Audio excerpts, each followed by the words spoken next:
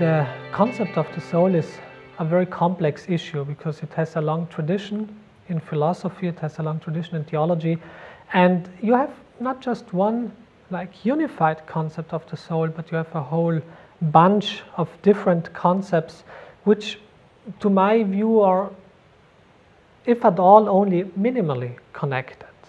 So let me explain shortly. I guess the most popular view nowadays is if people hear about the soul, then they think about the soul in Cartesian terms. They think, well, there's an immaterial soul and there's a material body, and somehow this immaterial soul is controlling the material body. I guess that's just a very popular belief. So the concept of soul is most of the time spelled out in some form of some dualistic notion.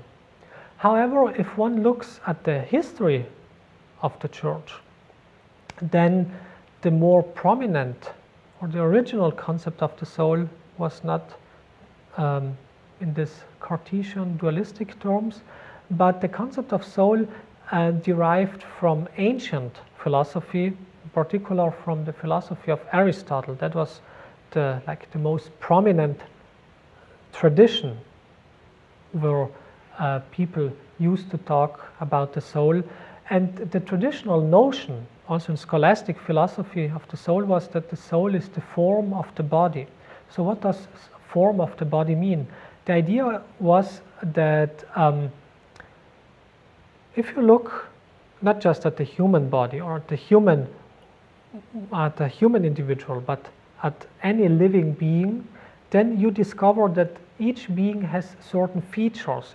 It's made up in a very characteristic way. And so the idea was that cannot just be a bunch of matter that is somehow connected. It cannot just be that there are many material particles that are somehow causally connected, and that's all what we can say about the human individual or also other animals. But it seems that they have a very complex constitution, that they display also a very high form of unity. And so the idea was that matter, the material parts, they are connected in this very specific way, they are united in this very specific way, because the soul informs all these material parts in a very specific way. So the basic idea was the soul is not something like outside the body that just comes in order to control the body, but the basic idea was that a living organism is always organized in a certain way, and this organization is explained in terms of the form of the body or the soul. So this was basically Aristotle's insights, the insight of Aristotle. He was saying, if we want to study a living being, then we have to look at, we have to study the living being from two perspectives. On the one hand, from the perspective of structure, organization, and on the other hand, from the material aspect. The material aspect, that would just be what modern chemistry or physics tells us. But on the other hand, you have also to take into consideration the entire structure of the organism, and therefore this concept of the soul was used in order to explain these highly complex structural features of a living being. So the original concept of the soul was not dualistic, but it was rather monistic. The idea was you have a living being, and since this living being has a certain form, has a certain structure, it has also the capacities which we generally study. So if you look at the dog, you might say, well, the dog has very specific capacities, it has very specific functions, and it has these functions in virtue of the specific soul which dogs have.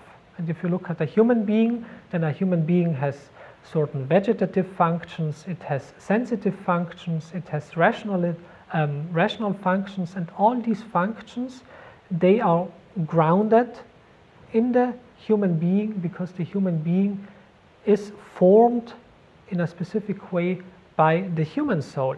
So the concept of soul was used to explain the unity of the human person. It was also used to explain why all these different capacities which we observe, bodily functions, sensitive perceptual functions, cognitive functions, why all these different functions ground in one and the same individual and are not different separated parts of this one individual. So it was only later on when it came to this dualistic concept of the soul that with Descartes, for instance, then Descartes would say, well, the cognitive functions, they are something completely different from other bodily functions. All the bodily functions, they belong to the body.